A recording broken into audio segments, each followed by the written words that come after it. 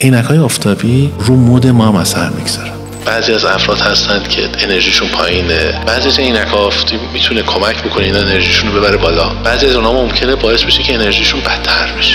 ما تو چشممون یه چیزی داریم، در واقع پارامتری داریم بهش میگیم لومینس افیشنسی فانکشن، تابع حساسیت طیفی ما، که این توی شرایط مختلف تغییر پیدا میکنه و طبعا سطح بسیاری از هورمونای بدن ما رو تغییر میده. شما اگر توی اتاقی بشینید که این اتاق نور قرمز داشته باشه، حالتون با موقعی که تو اون اتاق نشستید نور سبز وجود داره حالتون یکیه. حالا فکر کنید که این اتاق همیشه با شماست، این نور با شما همیشه هست. یعنی چی؟ یعنی اون عینک آفتابی که میزنید دارید نور سفید بیرون رو، نور اطرافتون رو با یه طیف زمینه قرمز، سبز، نارنجی یا هر رنگ دیگه میبینید. طبعا رو مودتون اثر میکنه.